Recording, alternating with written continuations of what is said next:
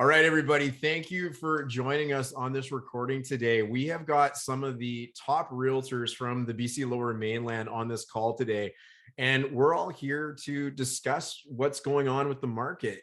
We're all seeing significant changes going on right now in the marketplace, whether it's through our listings or through our buyers. And we thought, what better way to help people in our databases, our potential clients, our future clients, our current clients, help understand and navigate what's going on by sharing some of the experiences that not only we, but other realtors in the community are having. And that's really what we're here for today. So whether you're thinking of buying a home, selling a home, investing in a home, this is going to give you some really good information to help navigate your plans moving forward and figure out what might be best for you. And then reach out to anybody on this call that can help you with what you need. So we've got some incredible people on this call. I'm so thankful for them all to be on here today. I'm, of course, Darin Germyn. I work with McDonald Realty out of Surrey, BC. Top 1% realtor, have a team that focuses mainly on Surrey, surrounding areas, North Delta, White Rock, Cloverdale, that sort of thing. We have got the wonderful and lovely Kim Phillips. Kim Phillips is one of the nicest people you are ever going to meet, and an incredible realtor. Kim, you've been selling real estate since 2001. Is that right?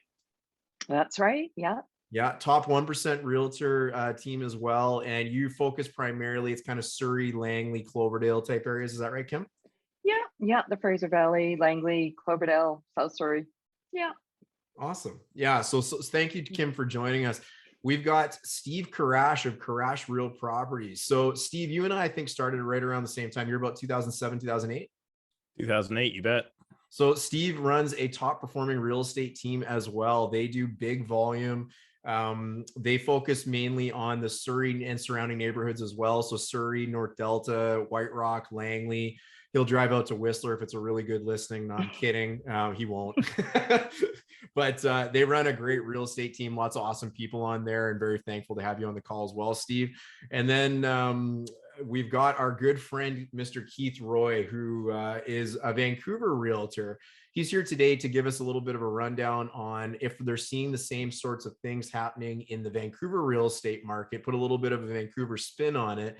Keith runs a very successful real estate team in Vancouver and services the entire Vancouver area and surrounding areas. Been a top performing realtor for a long, long time, and a top performing team as well. And Keith, you've been doing it since about 2007 as well, right? And it looks like Keith is not on the call right now. So we lost Keith. We've lost Keith. So that's you know what this is. You know what this is. Keep going. And when he, you know what this is, Darin. What's that? Darin, this is the high quality Surrey internet that's working, and that Vancouver internet is not working. That's right. It's not that working. Is totally true. So I'm sure he will come back and join us. But if you're from Surrey or surrounding areas, this is exactly what you're looking for. And Keith will be back when he's back. So let's get right into it. So we're all here today because we have noticed a pretty fundamental change going on in the market. I don't recall if I said this earlier, but between the three of us here and with Keith, we probably sold about 400 homes last year in total. And that's a really big sample set where, the interesting thing I always find, you guys, and you probably will agree with this, is we feel the market flow way before it ever hits the media, way before it hits the newspaper or the stat sheets or global news at 6 o'clock. And one of the things that we always want to do is help our clients be ahead of the curve. What's going on, how can they be successful, and what can we do to help them with? And we were all kind of feeling that same kind of thing going on in the market. We knew it was changing. We could feel it. I know a lot of our colleagues who aren't as fortunate to do as much business as us don't feel it. They have no idea this is going on. And I think as we march forward a few weeks into the future, you're going to start seeing this stuff hit global news, and you're going to hear more about it, which might impact the market even further. So we're here today to talk a little bit about it. Keith is texting me. He's going to be back on in a moment, but we've got some questions that we wanted to kind of jump into here. And Kim, if it's okay if I start with you. You run a huge business, Kim, and I'm curious. You work with a lot of sellers yourself. I know your other team members kind of do more of the buyers, but what are you really noticing that's happening with your sellers right now? Darin, firstly, what I'm finding is whether it be a condo, a townhouse, or a detached property, I mean, we're all doing the same thing. We are looking back, we're checking last week's stats, But what we're seeing, or what I'm seeing particularly in all three of those areas, because in the past week I've listed and sold condos, townhouse, and detached properties. Um, I'm finding that the numbers, or my properties, the numbers of offers haven't been quite as high. Last week, I had a detached house with a 2-bedroom suite, lovely home. And we had it set, we knew it was a long weekend. We had it set for actually offers, well, yeah, offers today. No, I'm sorry, offers yesterday. And it came live on Tuesday evening. And we ended up getting 2 bully offers on Wednesday, sight unseen. So what we decided to do is we had spoke with each other, with the sellers and with my team, and we decided to let everybody know that had contacted us if they wanted to get in the house on Wednesday, so we could go today. And we opened it up from 2 p.m. to 6 p.m. We had someone come in and do an inspection, and we had about 4 or 5 groups through, so not as many as we would have had if we had it open all weekend, or maybe not, maybe we would have, who knows, right? But we decided to take that offer. And even now, I mean, not for one moment do I think we did the wrong move. I had agents contact us after and say, wow, like that was good in this changing market. So really what I'm seeing is we have to decide. Sorry, I'm not sure if you guys hear my dog. If it's not yours, it'll be one of ours. Yeah, so really, I think it's situational. I think we have to see exactly how the seller feels, how much inventory has come up since you've been listed, even in that 24-hour period, and what you're willing to accept. For us, we did very, very well. We ended up with 2 subject-free offers and well above asking price. And so I'm really happy about that. But also last week, I had a townhouse that came up, and we had offers on Tuesday. We did it. We held an open. We had probably, I think we had 18 groups through. So to be honest, not as many as I had thought. And on actual offer day, which was Monday, I had to call all the people that came through. Not one agent said they were writing. We ended up with 2 offers, and it sold firm that night, but nobody came forward. It was just, so you originally had no offers, and then two people decided to write because they found out there was no offers and then saw some opportunity. correct. Not one, nobody asked. And what when I have a strata, I don't put the minutes up. I asked to be contacted, so they contact Trish and we send the minutes, because we feel that if we put the minutes there, we have no control. This way we know how many sets of minutes we've sent out, so we can contact those people, you know, should we need. So really on Monday morning, I still had nobody ask me for minutes. So I contacted everybody. As I said, there were 15, 16 groups through. And after that, you know, I offered to send out minutes, even if they weren't 100% sure. So we just sent them out. I think I sent them out to about 7 agents, and we got 2 offers, and we sold subject free, and with a very good offer that we were happy with. But I think that was, for me, the first time actually picking up the phone and phoning every offer, every agent. And I think it's more what we have to do. We have to generate that if we want to do the best for our sellers. Yeah, definitely. And are you noticing that as a consistent kind of theme, Kim? Like you're seeing less people show up and you're kind of unsure, you know, whether you might even get an offer or not sometimes. I am. Yeah, I mean, right now we're listing a townhouse, and we had a condo go up just an hour ago. And I actually called the agents. This condo is in Langley and the townhouse is in Cloverdale. And rather than just touch base them, I'm calling them to ask if it's still available, how many offers, how many people do they think went through, and how many offers did they get if it was yesterday or the day before. Yeah. Because it's definitely, it's different. I think it's good. I think it's good. We all work with buyers. So on Sunday night, we wrote an offer. We weren't competing. We've got subjects till Friday. We have an inspection tomorrow morning. Wow. So Wow. So I have Personally, subjects back on an offer. That's incredible. yeah, I think it's safer overall for the people that are just selling and moving out of town or whatnot. That's different. I mean, I do personally think a month ago was hotter than it is today. I don't like to use that word because I think for the economy, I think it's better. I think we've all been affected with politically with what's been happening out there, as well as we've just had a long weekend. So there were people away, Yeah. right? So Um, Kim, what are your buyers saying about the market? Are they feeling this as well? we are feeling it. The offer that I was going to write this evening, it would have been their sixth offer we're writing. Now we have buyers everywhere from 500 to 3 million, and even our 3 million buyers, we have written at least 3 subject-free offers. So I think now with inventory as of today in the Fraser Valley, 3,305 across the board active listings that show active. They may not still be active. Many of them have sold this past week, but we're seeing that still showing. I think for buyers, I'm saying to my buyers, I think this is a good thing. We are seeing more inventory, and we need to see it more balanced, even overall in all price points. It's slow, but we're seeing more inventory.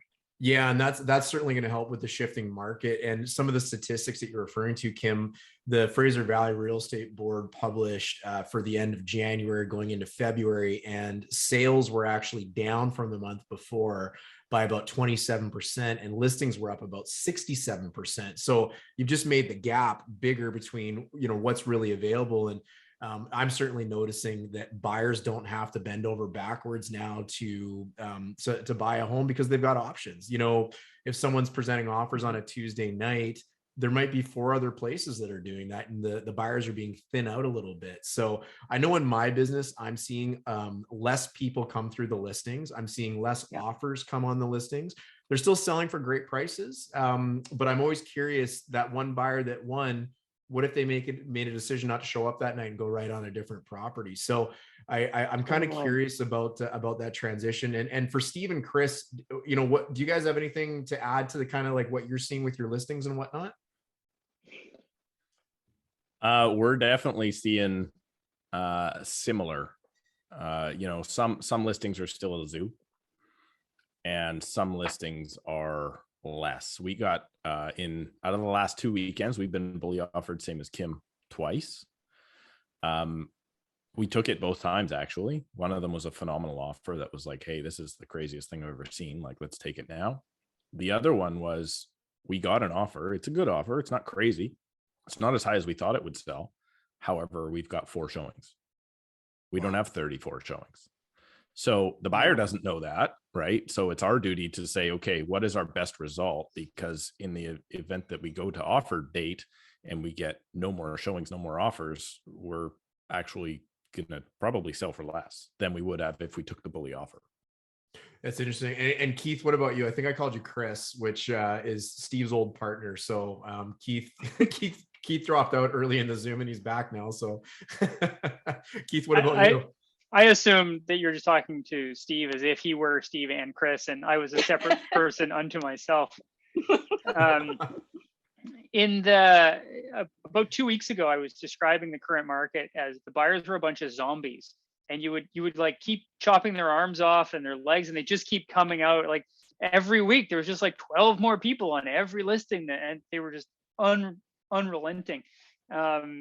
You're all correct. I mean, timestamp when we're recording this, right? It's the 23rd of February.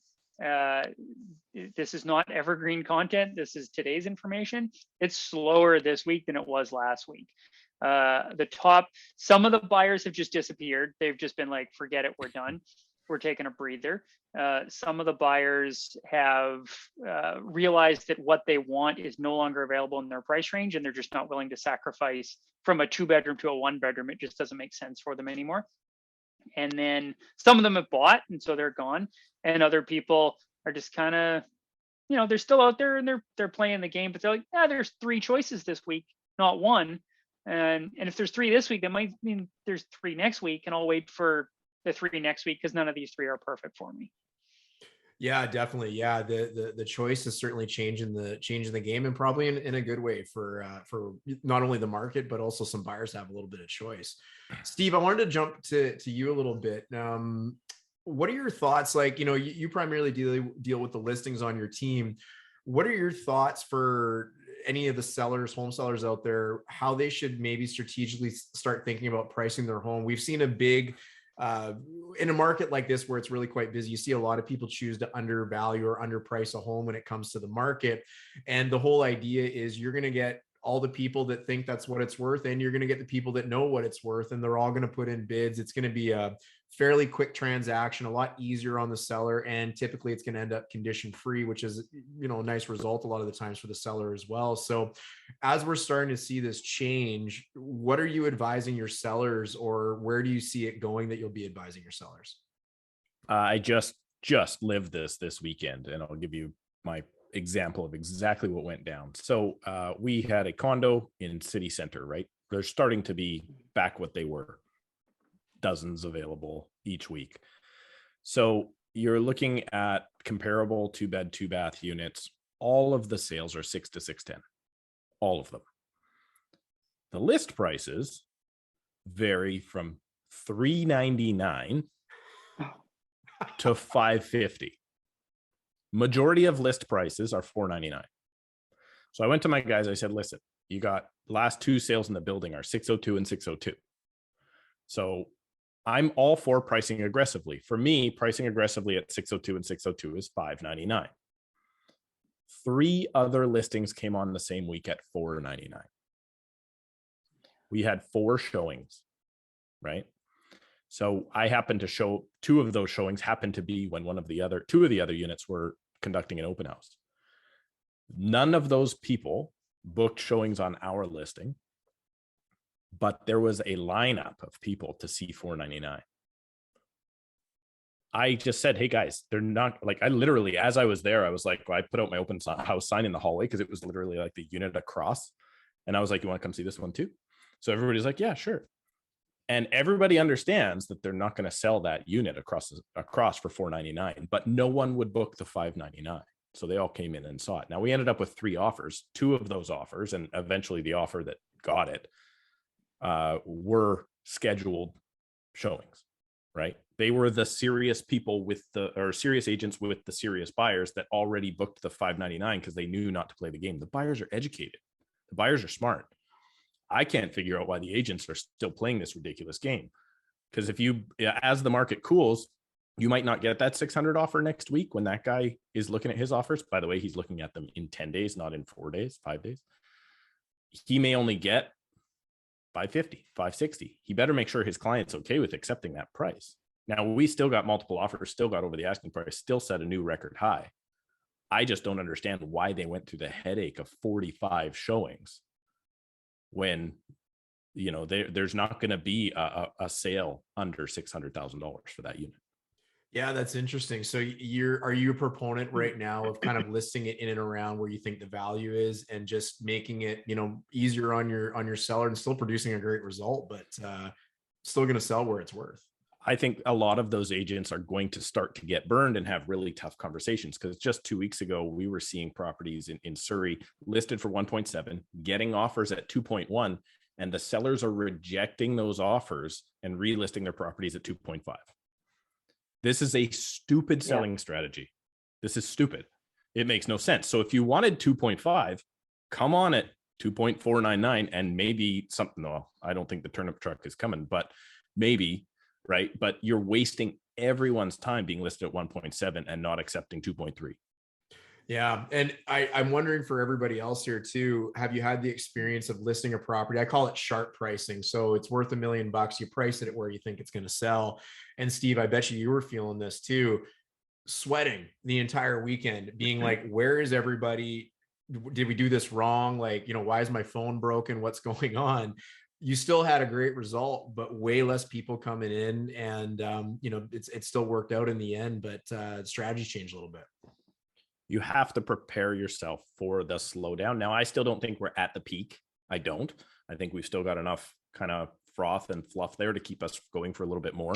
And don't forget, there's also agents. The average agent sells a house every 3 months, 4 months. So if that's the case, those people those agents still may be giving poor advice to their clients from a month and a half from December. And December was 250,000 over unconditional, no matter what, to start. Well, that's not the advice in today. So there are still those sales that are going to happen because those agents aren't giving today's advice. They're giving 2 months ago's advice. Yeah, it's a great point. And that's why it's so cool to have all you guys on this call, because, you all do a lot of volume. So, Steve, what about your buyers? What are they saying about these market conditions? Are they noticing it? Are they feeling it? Are they starting to feel a little reluctance?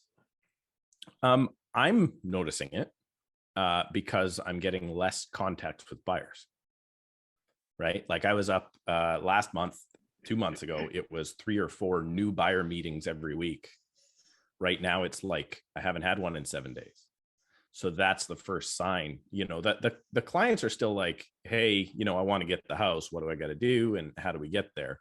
But they are, I mean, Chanani on my team, for instance, has sold 6 properties this calendar year. 5 of them had conditions.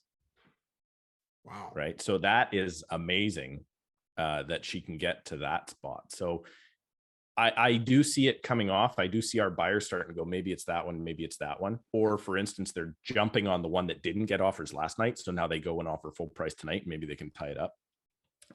But just the amount of buyers that are reaching out to me is what we're seeing the slowdown in. Interesting. Keith or Kim, do you have anything to kind of add to that? I agree with kind of where everybody's at, less people, a little bit of a slowdown. We saw this in Vancouver. So obviously the prices in Vancouver are exponentially higher than many of the other areas of the Lower Mainland. We saw this in Vancouver a couple of weeks ago. We had a listing at 3.5 million. We got 3 offers. All 3 offers came in under asking. All 3 offers came in with conditions. A higher, through countering back and forth with the first person, they ultimately accepted the offer. Conditions were removed. Deals proceeding. Once I saw that happen, and we were launching some $2 million product the following week, what I decided to do was pre-handle any of the objections and the conditions that were coming in the contract. And we took our $2.2 million product and we had it pre-inspected before we listed it. And I think we probably saved ourselves 12 hours of sitting around while inspectors pre-inspected the home, and everybody was comfortable relying on the existing inspection report. And we would anticipate when that receives offers later this week, we would anticipate that we're going to see condition-free offers as a result of that. But once I saw conditions starting entering the market, I removed the friction for the buyer to need those conditions and solve the problem. I wouldn't have had to pay for an inspection 3 months ago because it would have been pointless. The 12 people show up, they can all spend their own $500, get their own inspection done. Not my problem. But now I notice there's that trepidation and people are, well, I'm not going to pay for a pre-inspection because I've already paid for 2, right? I'm $1,200 deep on inspections and I'm still homeless. So we're trying to overcome some of those objections. And it goes back to Kim's point of you're having to call people and you're having to pull the offer out of them and make it make sense for them. Yeah, kind of little more selling real estate these days, less being doormen and doorwomen guarding people's possessions because there's a lineup outside. Handing out sanitizer. Yes, yeah, sanitizer. Yeah, and face exactly. But I find, Steve, interesting how you said you do it. When I talk to the seller, I ask them, what is it you're willing to take? And then we price accordingly. And the reason why I don't, and I'm not saying what you're doing is wrong because you came out with a great price, but I think that sweet spot in between, because the concern is, what if you don't get as much? Because I've done both scenarios. And if you don't get that action and you ended up being lucky, but you also could have gone the other way. And I mean, we've all had different scenarios. And so what we've decided we're doing now is every listing that we go to, I only go to the listing unless it's one of the girls' clients, then I go with them. But all 3 of us do a separate CMA. And this way we look at it, because we all know what we each other's seen, not seen, so forth. And we come up with a price and we kind of go in between. And then I talk to the seller and say, this is where we're at.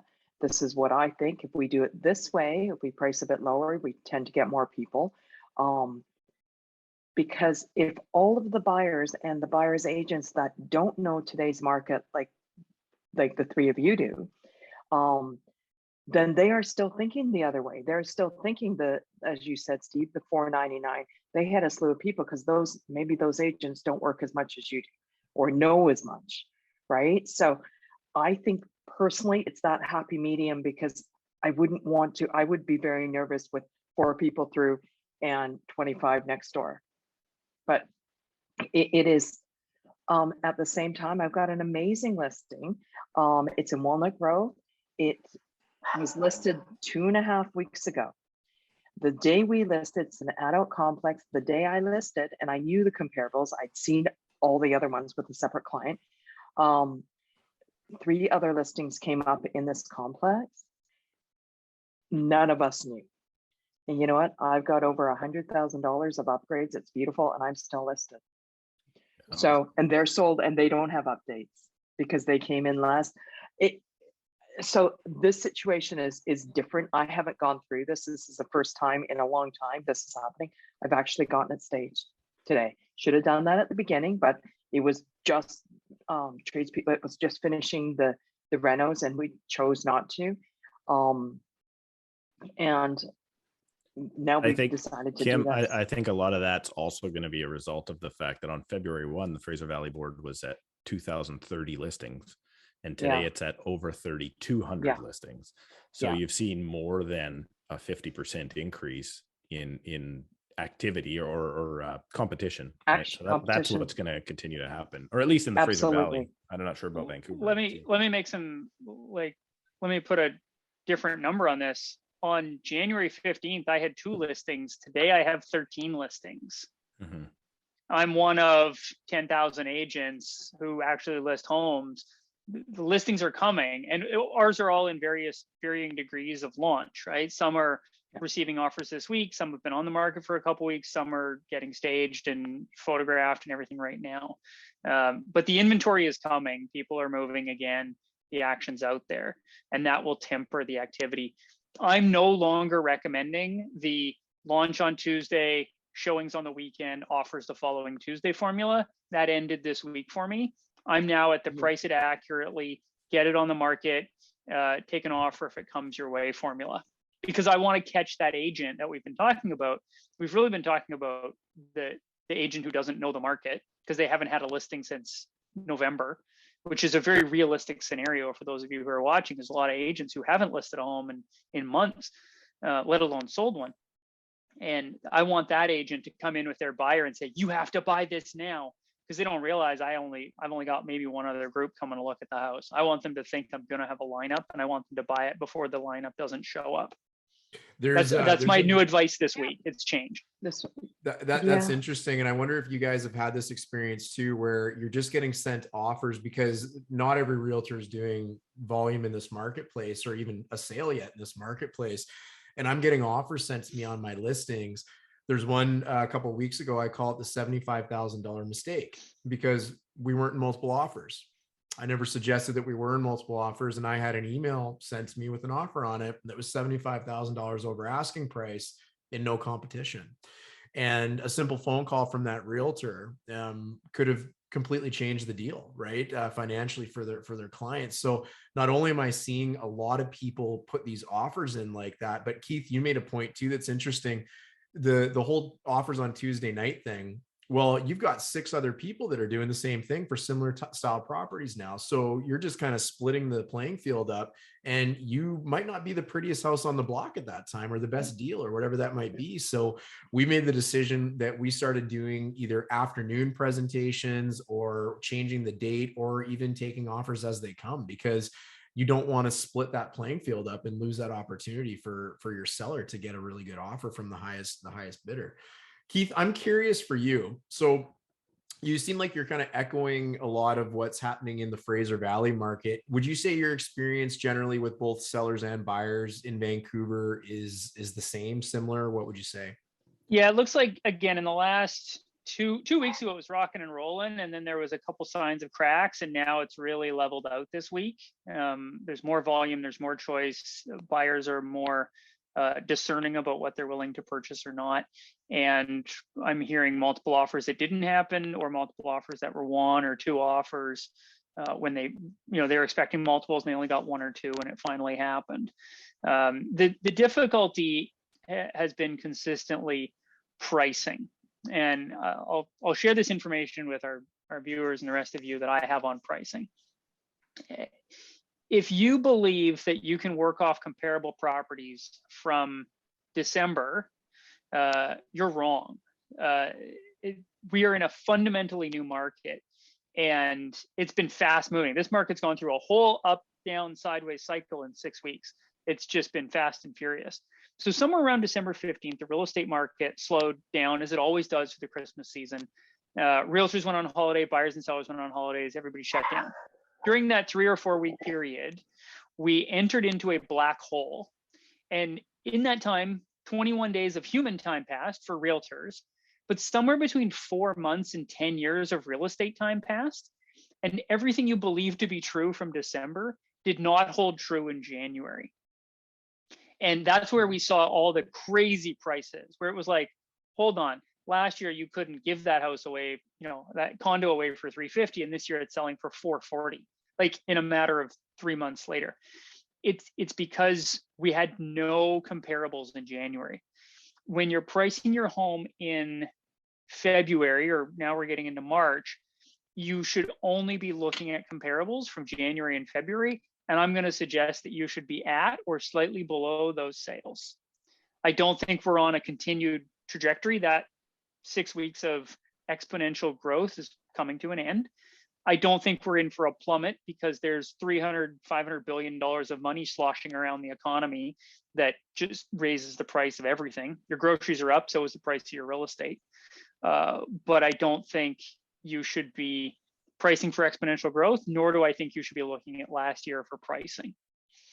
And Vancouver's the leader on this. The Fraser Valley tends to follow, because if someone can't afford the west side of Vancouver, they move to the east side. If they can't afford that, they go to Burnaby. If they can't afford that, and they just keep. And if you're in Chilliwack and you can't afford that, you go to Vernon or Lethbridge or Calgary. Like you take off and you go east. Everybody just goes east. Well, the money just flows east because it keeps getting cheaper. So when you see that slowdown, and I saw a $3.5 million slowdown last week when we got 3 offers, but they were all under asking with conditions, that's going to peter out pretty quickly to the rest of the Fraser Valley. Yeah. And Keith, what advice would you give to somebody who's wanting to buy a home right now, but they've got that, we've all heard this a million times. They want to see what happens. They want to sit on their hands, just play it out. Let's see what happens. What kind of advice would you give them right now? Yeah, it's somewhat dependent on their price point and their product type. If you're an interest rate buyer and you're buying a $500,000 Vancouver condo, which is, let's say 600, because that's the new baseline. If you're buying a $600,000 condo and you're really interest rate sensitive, I'm going to tell you to buy now, regardless of the price, because your rate is like almost, look, we've been saying rates are going up since 2008, but I think they're actually going to tweak up this time. It'll have some impact on affordability. So if you're that buyer, I'm going to tell you now. If you're the house buyer, I'm going to say, look, every week you're going to see a couple more houses. It looks like price acceleration has stopped. Maybe wait till you get an 8 out of 10. Whereas a couple of weeks ago, I was telling you to settle for a 6 or a 7. And if you get you're never going to find a 10, and it's rare you're going to find a 9. But let's go looking for an 8. And if we got to wait a couple more weeks, I think you're going to be okay to do that. So a little patience on the higher end, and a little, speed still matters on the lower end to lock in that price sensitivity. If you have rate sensitivity, that still matters for you. Okay, thank you. And Steve, I just want to share one other thing, because I share this with clients all the time. If you look at the Lower Mainland graph, it's never been more than 5 years from peak to peak in pricing in the Lower Mainland, exclusive of the 81 crash. It's always been, 3 to 5 years peak to peak. So if you were to buy a home today, and we assume this weekend is the highest prices homes have ever been, historical evidence shows us that your home will be worth the same or more in 5 years, which is the term of your mortgage. So it's not you're no worse off by having bought today than you are, waiting for rates to go up and prices to go down. That's interesting you say that. The last peak market, I think we would all agree, was when the stress test came in 2018. And that's where we started wondering where the hell everybody went. Well, listen to the dates, Darin, like 2008 crash, 2012 slowdown, 2016 foreign buyer tax, 2018 the stress test, and 2022. And those are when the dips all happened. But it's never been more than 5 years. Yeah, it's interesting. Steve, what advice are you giving to somebody who wants to sell their home right now? I mean, all home sellers obviously want the most amount of money for their home. I think that's pretty universal. But what someone's considering listing their home right now, do they wait? What do they do? Should they be worried? Like what kind of advice are you giving them? I think they should be worried? No, not at all, because no matter where you were, your house was probably worth, in our market anyway, 50% less a year ago. So if you're worried, your house was worth 1.2, now it's worth 2.1. Personally, this is the way I look at it anyway. I don't care if it's worth 2 million next month as opposed to 2.1, right? Like, to me, that's irrelevant. I know a lot of homeowners don't feel that way, but that's the way I look at it. Like, the growth is crazy. What Keith was saying, and I know having drinks with Darin personally in the past, I am comparing it now to like pouring a beer, right? If you pour that beer too fast, that all froths up on top, and then you got to let that thing sit and wait a while, and then it's going to come back to how much beer is actually in the glass, because it looked like it was a lot fuller just a few minutes ago than it is right now. And that is the part that when you're looking to list your home, I'm going to go buy and secure a property first thing, as far as my advice goes, is gone. That's got to be done, because there's a lot of people that are about to make a terrible decision. If, for instance, if we are at the peak this week, as Keith says, if they buy at the peak, and yeah, it's not my prediction. He's saying, if we buy at the peak right now and we possibly pay that 2.1 instead of 2, and then you're on the market in 3 weeks thinking that I'm only going to go up and up and up, and then instead of selling your townhouse for $1 million, you sell it for $950, or you thought you were going to sell for 1.1 and you sell for $950, you've just made a $250,000 mistake in the wrong direction. So we're going back to long completion dates, sell first, know how much we have as inventory comes on. And that was not the case, as Keith was saying, in January, right? It was a different story. Yeah, thanks for sharing that. So guys, I want to start wrapping this up a little bit here. Kim, do you have anything that you want to add to the conversation? So anybody watching, whether they're buyer, seller, investor, anything like that, any advice or anything you want to share with them, or you think we've kind of covered it all? Yeah, I think we've actually covered it all. I do think no matter where you are, the location means a lot. I mean, Keith, you work in the West Side. We work in the Fraser Valley, but it still depends on the neighborhood, what you have, what floor you're on, if you're in a strata, the size of lot, age updates. So there's a lot of variables, and we can't put everything sort of all in one bucket. The market will call what the market calls, and an appraiser, when somebody has a mortgage, an appraiser is going in and checking that as well. So I have had in the past 6 months, believe it or not, I did have it where a property didn't appraise, and I hadn't seen this for a long time. And so I think some of us may start seeing that again. And I just think we just all have to be careful and cognizant as to every week. I mean, myself, I don't look 1 month. I do the comparables 30 days, but then I call the agents from last week, because I want to know how many days also they're on when you're picking a price. So it's just all, I mean, there's so many variables, but I think that, I think if I were a buyer or a seller, I would want to do them both. Like you said, Steve, in the same market, I'd want to do it now, list your property now, know what you're going to get, because you're going to buy and there's going to be more product coming up. So, I'd say now, not sell and then wait 2 or 3 months, because sometimes that situation happens and it's a lot tougher, right? We don't know. We don't have a crystal ball. So I think one of the themes I got from everybody speaking too is just the value in working with a real estate professional that, I don't want to say knows what they're doing, because I think all realtors know what they're doing, but there is a lot of value in having a real estate professional that does transactions regularly, that feels the flow of the market, gets to experience what putting a listing up for sale is like on a regular basis, seeing buyer feedback, buyer expectations, what those offers look like. Because I know for my business, it helps me be not only better with the listings and the people I'm helping sell their properties, but also giving good advice to my buyers, so they're getting into good positive situations and, you know, healthy environments when they're owning their properties. So gentlemen, Steve and Keith, do you guys have anything that you want to add? Go for it, Keith. You had my final thoughts, Darin. The importance of working with a realtor whose phone actually rings from consumers and listings and other realtors and buyers in a transitionary market is one of the most important skill sets you should be looking for when hiring a professional.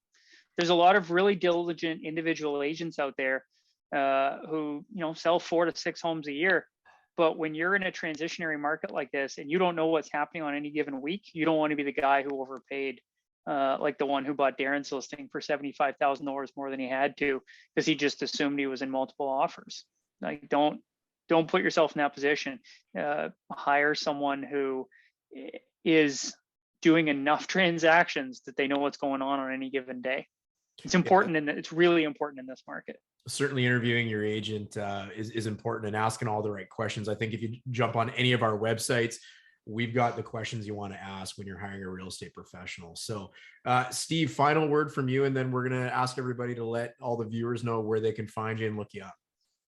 I would just probably say don't freak out, right? Like, everybody thinks like good time to buy, good time to sell, all that. Like, I've never put that much thought into my own personal real estate. It's boring, right? Time in the market beats timing the market. Just buy something you can be in. Now, I always say to tell people this all the time, and this is why I don't like flippers or investing. Don't do it like Keith said for a year, 2 years. If that's your plan, that's a bad plan in the first place. So just don't go there. You might look smart and you might look really stupid, but don't freak out. Like, ideally you're looking for a home that you're going to live in, or an investment that you're going to hold for 10 years, right?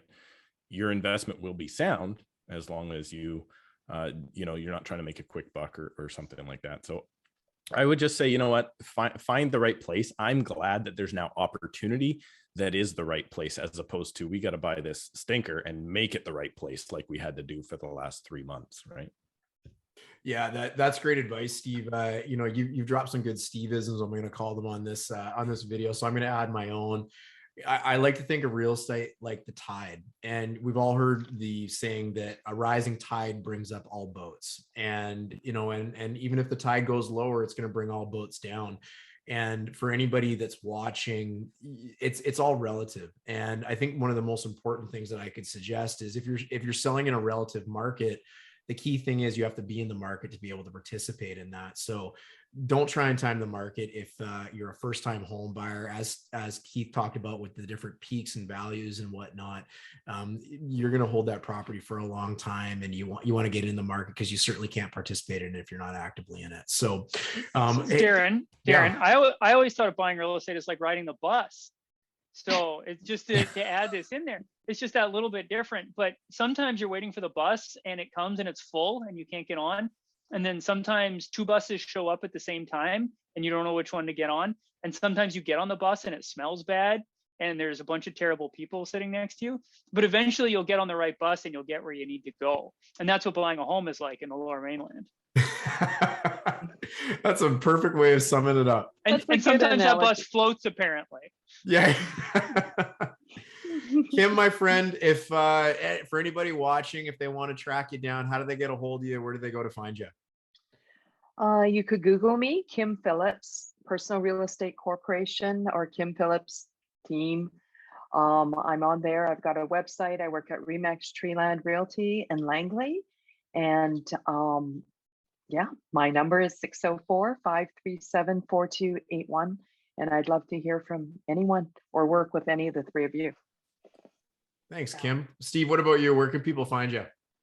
Kim's such a suck up. If you want any information from me, if you think anything I said, including my terrible beer analogy, was any good, not as good as Keith's. I like Keith's better now. We drink on that bus too. Probably on YouTube. I'm on there all the time. Carish Real Properties on YouTube and krproperties.ca. But let's face it, I don't even think anybody uses websites anymore. Those are almost too old now. So Carish Real Properties on YouTube is probably the best spot. That's so funny. Yeah. Keith, what about you? If somebody's ran through every realtor on their Rolodex and they nobody answered the phone, how do they get a hold of you? Option 1, call Darin and ask him to send you my number. Option 2 is you Google Keith Roy, and if you can't find me, I do not deserve your business. Yeah, Keith hosted a really great podcast for many years. You're not still doing it, are you, Keith? No, it was a miserable story about buying real estate in Vancouver. It's just such a horrible city in which to transact real estate. Well, I want to thank all you guys so much for being on here. I really appreciate your friendship and you're incredible realtors, and just so happy to be a part of it. I'm Darin Germyn. I'm with the Germyn Group. We're based out of Surrey with McDonald Realty. You look up Germyn with a Y, germyn.ca, and you can learn all about me. And very similar to Keith, you Google me, you'll find more than you need to. So anyways, you guys, I want to thank everybody for watching. Thank you guys so much for participating in this. Really appreciate you. And we wish everybody watching the very best with their real estate endeavors. Awesome. Thank you. Bye, everybody. Thank you.